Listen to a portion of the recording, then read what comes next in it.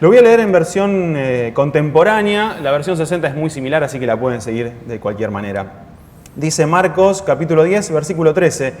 Llevaron unos niños a Jesús para que los tocara, pero los discípulos reprendieron a quienes los habían llevado.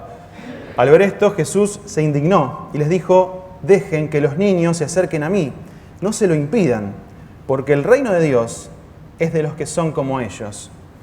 De cierto les digo que el que no reciba el reino de Dios como un niño, no entrará en él. Entonces Jesús tomó a los niños en sus brazos, puso sus manos sobre ellos y los bendijo. Hasta aquí nada más en la palabra de Dios. Podemos tomar asiento. Leímos uno de los episodios, creo yo, más tiernos de los evangelios, sin lugar a dudas. Jesús ya estaba próximo a ser crucificado, estaba finalizando su ministerio y ya era un maestro muy conocido y muy popular. Y en esta escena tenemos personajes bien marcados. Sí, por un lado estaba Jesús, que era el maestro de aquella época. Estaban los padres o aquellos adultos que estaban llevando a sus niños hacia Jesús. Estaban los niños propiamente dicho. Y estaban los personajes antipáticos de esta historia, que son los discípulos de Jesús. Y vamos a tratar de analizar a estos personajes de esta historia en detalle, digo a cada uno, para ver más o menos por qué estaban en ese lugar y qué estaban haciendo en aquel lugar. En primer lugar, los padres o aquellos adultos que llevaban a sus niños, ¿por qué estaban en aquel lugar? Bueno, era costumbre que los padres llevaran a sus hijos recién nacidos o muy chiquititos a un maestro que fuera popular, un maestro que fuera reconocido, para que los bendijera, ¿sí? Para que les impusiera las manos. Y eso es lo que estaban haciendo aquellos padres o aquellas personas adultas. Estaban llevando a sus hijos ante un maestro reconocido, que en este caso era Jesús, para que los bendijera. Y por eso es que estaban en ese lugar. También estaban los niños, ¿sí? Que los niños eran los que iban a recibir la bendición de aquel gran maestro. Y en aquella cultura no tenían ninguna posición social los chicos. Digo, al igual que las mujeres, no se las contaba en las reuniones. Por ejemplo, dicen, había tantos hombres sin contar mujeres y niños. Por ejemplo, no sé, en la alimentación de los 5.000. La alimentación de los 5.000 hombres sin contar mujeres y niños. Entonces, los niños no tenían ninguna posición social en aquel momento. Después estaban también, como digo, los personajes antipáticos de esta historia, que son los discípulos, que son los que reprendieron a aquellos padres que estaban llevando a sus hijos ante Jesús y que querían que no se acercaran. Por favor, no molesten al maestro. Y yo creo que no era porque fueran personas amargadas o personas insensibles o hombres antipáticos, sino que en realidad buscaban proteger a su maestro, proteger a Jesús. A su criterio, los niños eran de alguna manera una molestia para Jesús. Jesús era un hombre muy ocupado, un maestro muy reconocido, que estaba para otras cosas, según el criterio de sus propios discípulos. Y no valía la pena que perdieran tiempo y energía en aquellos niños. Y digo, generalmente cuando leemos esta historia, nosotros criticamos y juzgamos y condenamos a los discípulos por esta actitud que tuvieron. Digo, y está bien que lo hagamos porque no estuvo bien lo que hicieron, porque no actuaron ni con amor, ni actuaron con sabiduría, pero creo que probablemente lo hacían para proteger a su maestro, para proteger a Jesús. Que no tuvieran malas intenciones en esto, sino que lo que querían hacer era cuidar a su maestro. Pero ese día Jesús les iba a enseñar una excelente lección que les iba a quedar, creo yo, para siempre. Y en último lugar, la otra persona que estaba allí, el personaje más importante de esta historia, es Jesús, propiamente dicho. Digo, los evangelios nos cuentan que Jesús se indignó al ver esa situación. Y todos conocemos lo que significa la palabra indignación, pero digo, yo lo fui a buscar al diccionario. En general, cuando era chico, yo había palabras que no conocía y me acercaba a mi papá y le preguntaba, ¿qué significa tal cosa? Y él me decía, buscarlo en el diccionario. Y esa frase es una frase que me quedó para siempre. Yo no sé si él lo hacía para que yo me independizara y pudiera aprender a buscar en el diccionario las palabras que no conocía o porque realmente él no conocía el significado y quería entonces sacarse el problema de encima. Creo que había un poquito de las dos cosas, digo, pero en definitiva me enseñó esto de buscar en el diccionario aquellas palabras que yo no entendía o que no comprendía del todo su significado. Y fui al diccionario y busqué qué significa indignación. Y dice la Real Academia Española que es un sentimiento de intenso enfado que provoca un acto que se considera injusto, ofensivo o perjudicial.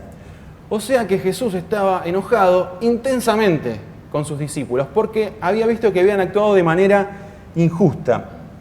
E inmediatamente les dice: dejen que los niños se acerquen a mí, no se lo impidan, no se pongan en el medio entre los niños y yo, sino déjenlos venir a mí, que no los reprendan, básicamente. Y esto nos muestra algunas características importantes de Jesús. En primer lugar, que le importaban los niños. Y no solamente los niños, sino aquellas personas que eran olvidadas o rechazadas por su sociedad. Esto era una actitud que Jesús tenía para con aquellas personas que eran olvidadas o rechazadas de la sociedad. También que nunca estaba cansado ni ocupado para recibir a aquellas personas que lo estaban buscando, para aquellas personas que tenían necesidad de él. Él nunca iba a decir: hoy no, hoy estoy cansado, hoy no me pasen llamadas, ¿sí? Porque hoy estoy muy cansado. No, él siempre estaba dispuesto y disponible para buscar a aquellas personas que lo buscaran. Y en último lugar, es que no tolera que alguien sea obstáculo para que otro llegue a su presencia. No lo tolera, se indigna, se enfada intensamente cuando otro se interpone entre él y la otra persona. Estas son 3 características que podemos analizar de Jesús en base a esta historia cortita que hemos leído. Y en medio de esa situación, Jesús deja una frase que yo creo que a los discípulos los habrá dejado pensando, pero que también a nosotros hoy nos tiene que dejar pensando. Él dice: de cierto les digo que el que no reciba el reino de Dios como un niño, no entrará en él. El que no reciba el reino de Dios como un niño, no va a entrar en este reino. Y Jesús no es la primera vez que les dice esta frase. Ya se las había dicho anteriormente cuando habían preguntado quién sería el mayor en el reino. Y él les había dicho esto mismo. Pero parece que los discípulos no lo habían escuchado o no lo habían entendido todavía, no lo habían internalizado. Y Jesús se lo tiene que repetir. Ahora la pregunta es: ¿qué quiso decir Jesús con esta frase? ¿Nos quiso decir que tenemos que ser inmaduros para poder entrar al reino de Dios? ¿Nos quiso decir que tenemos que ser inocentes como los niños entonces para poder ingresar? ¿O que tenemos que tener una actitud infantil para poder entrar a su reino? Bueno, para pensar justamente qué nos quiso decir Jesús con esta historia y con esta frase, vamos a ver cuáles son las características principales que tienen los niños. Y ahí tenemos la primera que vamos a proyectar, que es que los niños son sencillos. Si hay alguien que es sencillo, es un niño. Definitivamente, digo, sencillo, humilde, transparente, son características de los niños, seguramente. No tienen grandes pretensiones, ni deseos de grandeza. Digo, piense usted en un chico de 2 años, de algunos meses, de 4 años. No tienen grandes pretensiones, ni esos deseos de grandeza. Pero a medida que vamos creciendo, nos volvemos un poco más complejos, ¿no? Empezamos a hacer cosas buscando el reconocimiento de los demás, o dejamos de hacer otras justamente para que no nos critiquen. ¿Por qué? Porque la mirada del otro nos afecta y nos afecta mucho. Digo, los hombres buscan grandeza ejerciendo autoridad y poder sobre los demás. Buscan fama, buscan riqueza, buscan privilegios. El niño no. El niño es sencillo, es humilde, es transparente. Y alguien sencillo es aquel que es fiel a su esencia, que no se esfuerza por mostrar algo que no es.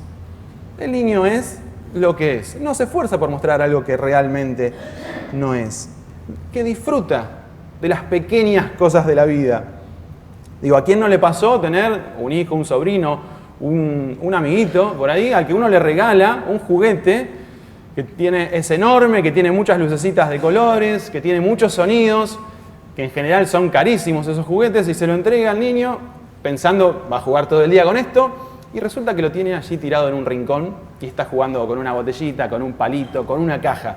Digo, esto es algo que les pasó seguramente a todos. Y uno no lo puede creer, porque dice, gasté fortuna en este juguete y resulta que no lo usa porque juega con un palito o una botellita. Al niño no le interesa ostentar, sino que disfruta de lo simple. Y por eso es que juega con una botella, con una caja o con un pedazo de madera. Porque el orgullo todavía no está dentro de sus características. de alguna manera no se da cuenta del valor que tiene o de su grandeza, porque no es algo que le preocupe tampoco. No tiene la necesidad de mostrarles a los demás lo importante que es, el título que logró o el trabajo que consiguió o el juguete que se compró. Él no tiene necesidad de hacerlo. Y por otro lado, otra característica de los niños es que son transparentes, lo decíamos recién. Se nota enseguida lo que les pasa por dentro. Digo, porque si saben hablar nos lo van a expresar y nos van a decir con sinceridad, esto me gusta, esto no me gusta, eso definitivamente. Pero digo, si todavía no aprendieron a hablar, también se hacen notar. Con un llanto, con una sonrisa, enseguida expresan con sus actitudes y sus gestos qué es lo que les pasa por dentro. Y Jesús les está diciendo a sus discípulos, bueno, si quieren ser mis discípulos, tienen que ser humildes y dejar el orgullo de lado, como un niño.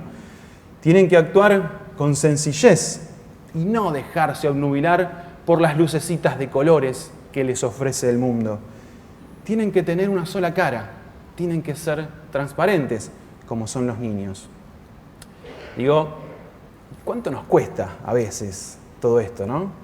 Porque las luces del mundo nos atraen, ¿sí? Son llamativas las luces del mundo y entonces nos atraen. Y si no estamos atentos, el pecado poco a poco nos atrapa y nos aleja de la presencia de Dios. Digo, porque también podemos perder el rumbo y hacer las cosas solamente para que los demás nos vean, simplemente para eso, no para Dios, sino para que el otro me vea.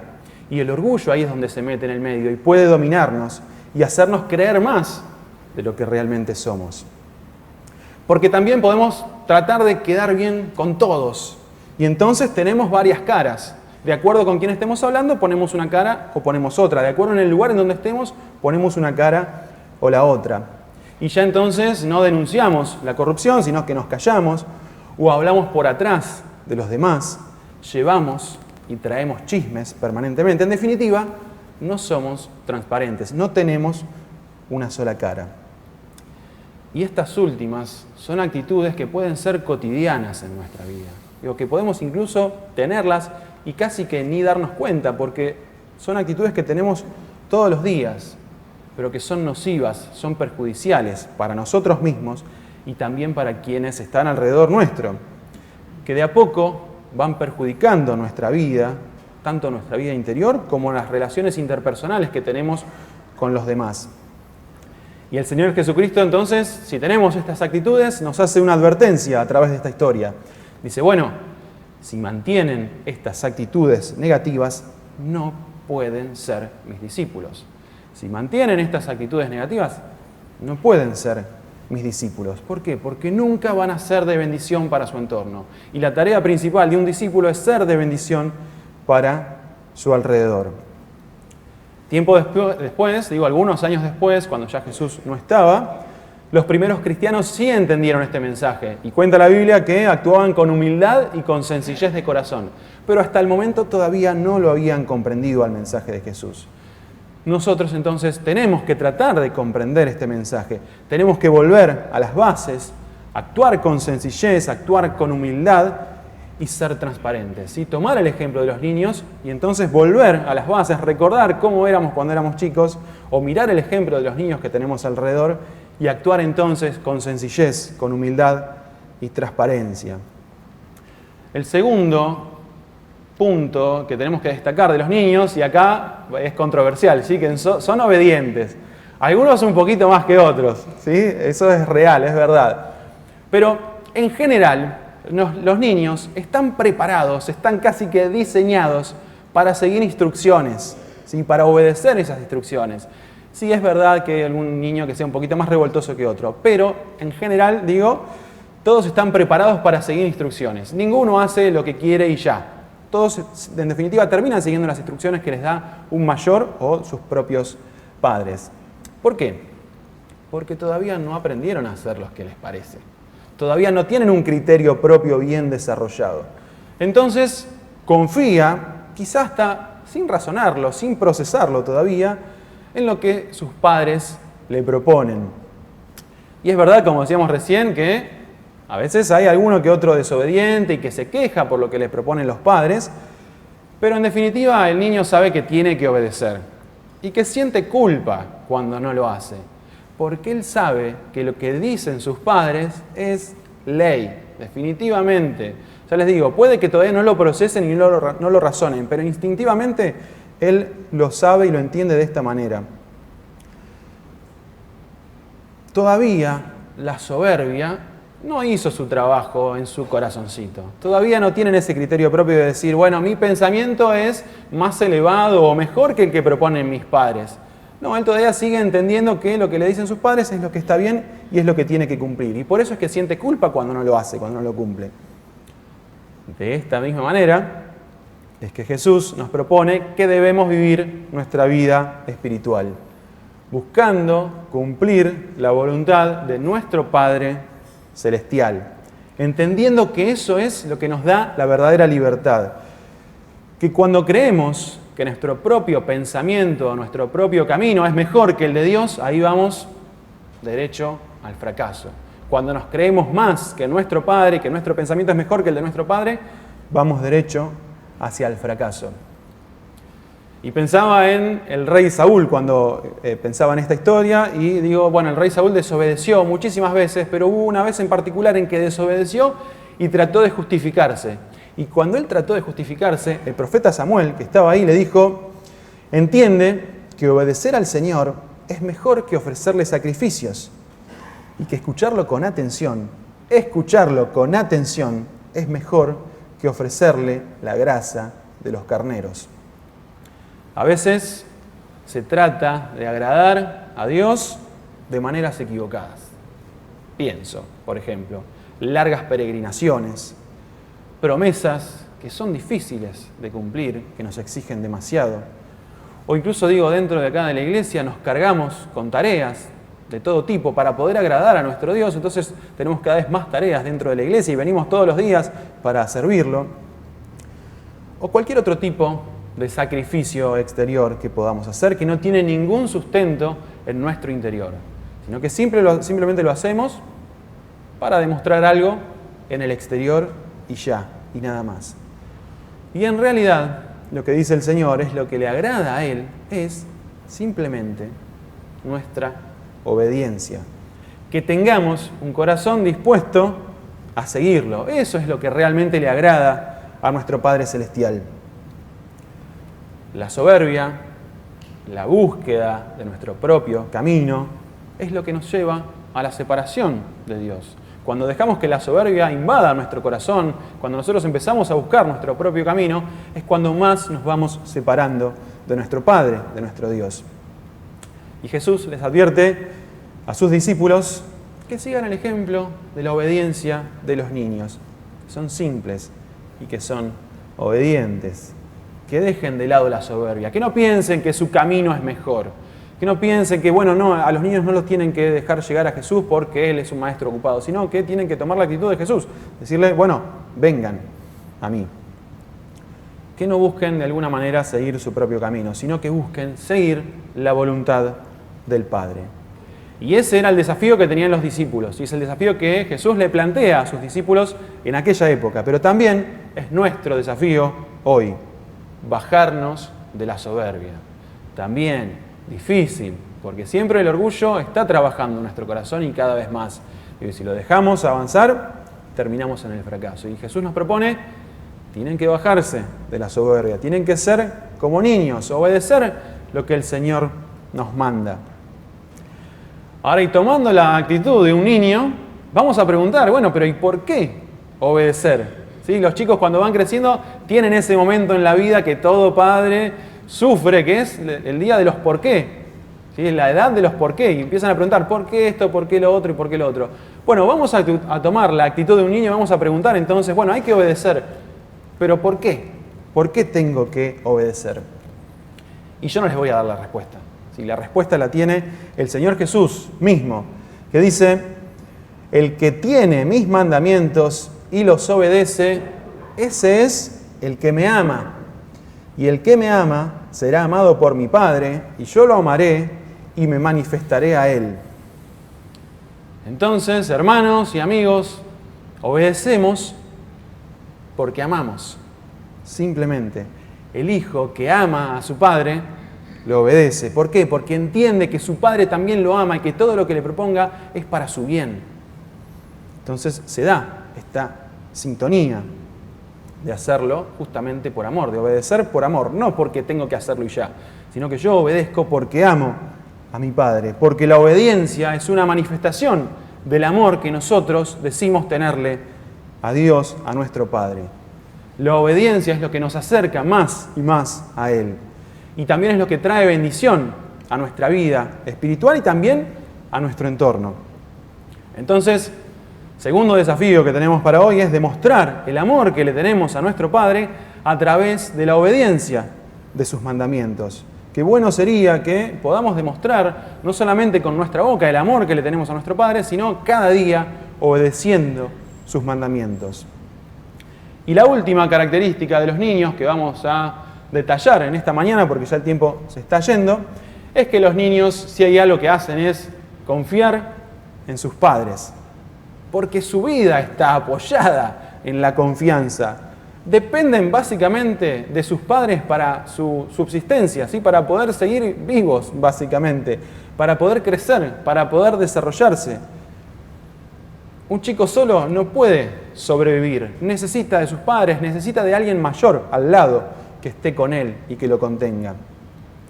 Y un niño pequeño nunca se pregunta por cuestiones de alimentación o de vestimenta, sino que simplemente él se sienta a la mesa y recibe la comida. Nunca anda pensando, tengo que ir a la verdulería para comprar, o tengo que ir a la carnicería y demás, o al supermercado. Él se sienta y come lo que le dan sus padres. Y también se deja vestir. Digo, tampoco piensa, me voy a comprar este pantalón, o me voy a comprar este busito, o este body, sino que simplemente él se entrega y deja que sus padres lo vistan. Tampoco se preocupa, qué vida feliz que tienen, no se preocupa ni por los gastos, ni por el mantenimiento de la casa. ¿Hay que arreglar cosas? No se preocupa el niño. Y si salen a pasear a algún lado o van a determinado lugar, nunca duda que sus padres saben cómo llegar a ese lugar. Saben qué colectivo tomar, saben qué ruta tomar, saben por dónde, en qué calles andar. Él ni se preocupa por dónde tiene que doblar porque entiende que su padre y su madre sí saben hacerlo. Son cuestiones que él ni piensa, él simplemente confía y ya. La confianza de un hijo chiquito hacia sus padres es total, es absoluta, podríamos decirle. En esa etapa, cuando son chicos, ellos piensan que sus padres lo saben todo, que son casi superhéroes. Después van a crecer, van a ser adolescentes y van a pensar totalmente lo contrario, así que sus padres no saben nada. Pero eso va a ser más adelante. Cuando son chicos piensan que sus padres lo saben todo y confían plenamente en ellos. Y también quizás sin razonarlo, sin pensarlo, quizá instintivamente, un niño chiquito entiende y se da cuenta de su propia ignorancia, de su propia fragilidad. No lo va a analizar con estos términos, pero él se da cuenta que es frágil, que es débil, que hay cosas que no sabe. Y entonces confía ciegamente en quienes para él lo saben todo y acepta la autoridad de sus padres sin rebeldía.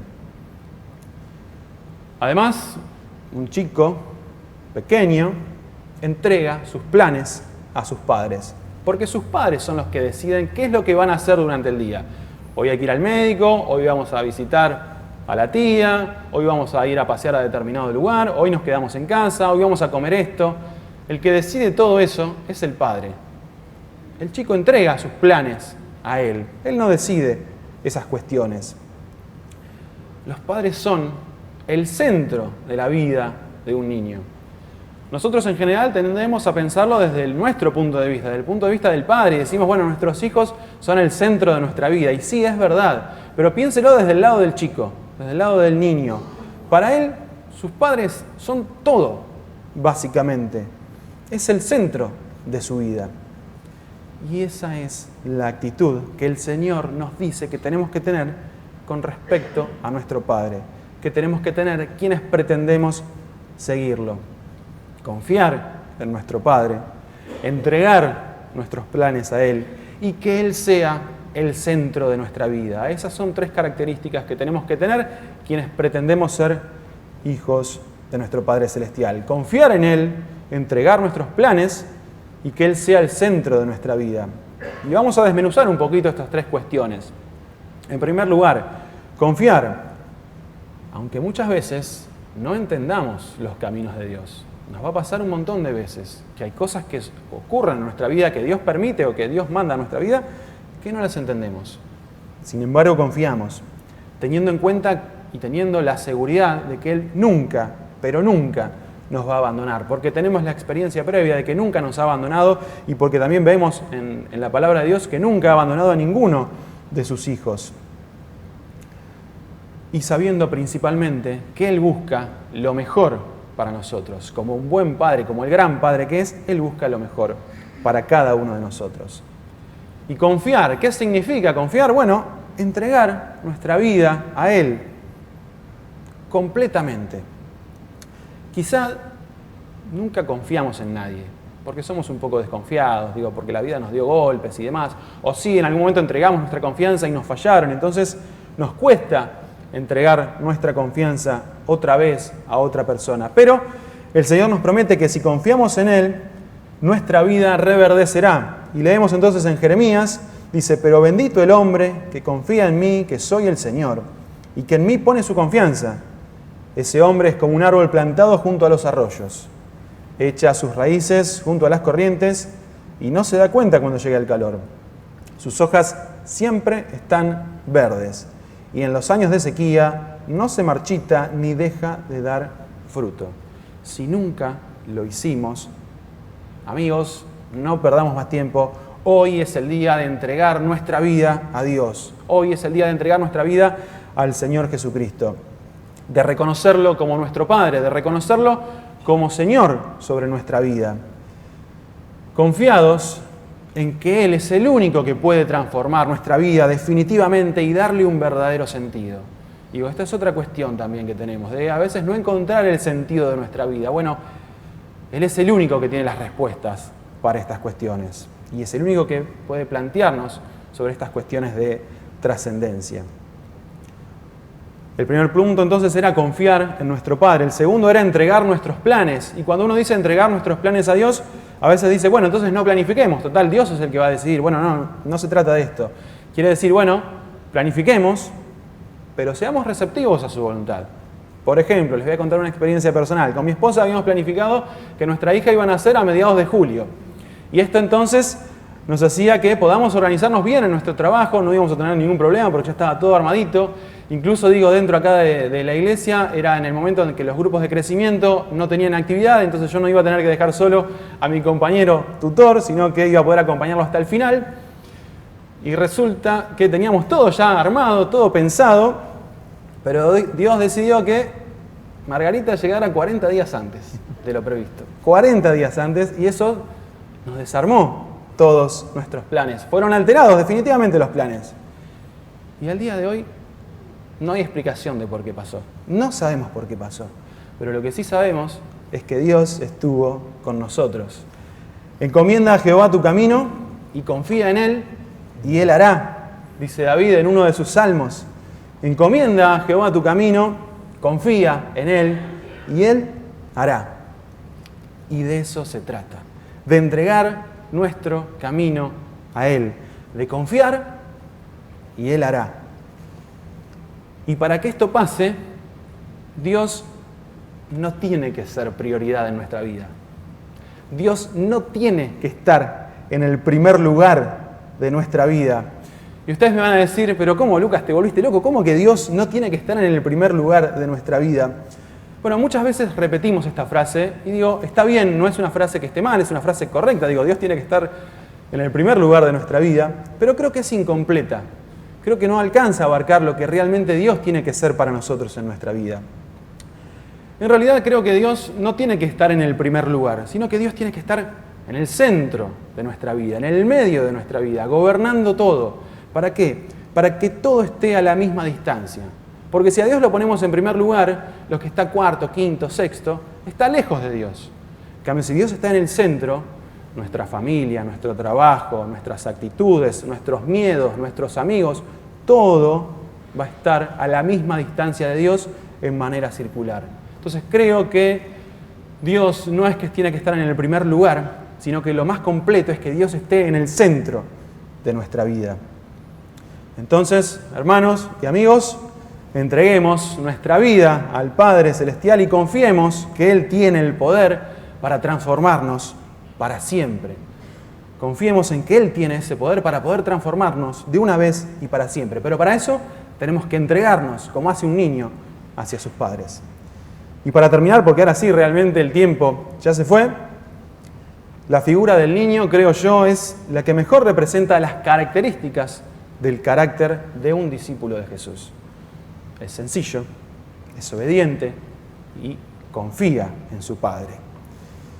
Y es la actitud de Jesús también que nos manda a tener cada uno de nosotros. Pero también vemos en la actitud que Jesús tuvo con respecto a los niños, está representada también la actitud de Dios para quienes confían y para quienes lo buscan a Él. En la actitud que Jesús tuvo en aquella historia es la misma actitud que tiene nuestro Dios para con aquellos que lo buscan. Pensemos en esta historia de manera muy cortita. Jesús sabía que los chicos, en aquel lugar, que los niños, no tenían ningún valor para su sociedad. Como nosotros, hoy, que somos tan solo un número para nuestro mundo. Somos un número de DNI, un número de documento, un número de teléfono, un mail, una dirección, un número de turno en la farmacia o en el médico. Simplemente somos un número y ya. No tenemos ningún valor particular para nuestra sociedad. Jesús también sabía que esos chicos eran indefensos, estaban indefensos, eran débiles, también como nosotros. Cuando nos empezamos a plantear cuestiones de trascendencia, también nos sentimos débiles, también nos sentimos indefensos.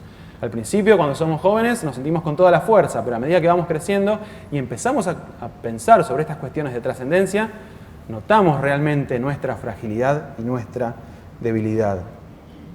Y Jesús también sabía que había quienes ponían obstáculos para llegar a Él. Y en este caso eran los discípulos que se oponían a que los niños llegaran a Él. Y a nosotros también nos puede pasar cuando dejamos que el pecado levante una barrera entre nosotros y Dios. También nos pasa esto, que ponemos una barrera y entonces no podemos llegar a nuestro Dios porque el pecado está ahí, en el medio, levantando una barrera. Y ante eso Jesús nos dice, vengan a mí, no tengan miedo, confíen. Y nos espera con sus brazos abiertos para darnos ese abrazo de contención que estamos necesitando hoy. Ese abrazo que todos necesitamos en algún momento de nuestra vida. Y así Jesús siempre nos espera. Yo me imagino que aquellos niños fueron abrazados incluso por Jesús. Y qué lindo sería que nosotros también podamos sentir ese abrazo de nuestro Señor y de nuestro Padre, para recibirnos en su reino para siempre, para pensar que Él es el único que puede darnos una vida nueva, una vida distinta, pensando ya en la trascendencia. Entonces, para terminar, para todos aquellos que hoy estamos reconociendo que necesitamos esto, yo los invito a escuchar las palabras de Jesús, a tomar entonces el ejemplo de los niños, a volvernos como ellos, entregar nuestra vida al Padre y que tengamos todos un feliz Día del Niño. Vamos a ponernos de pie.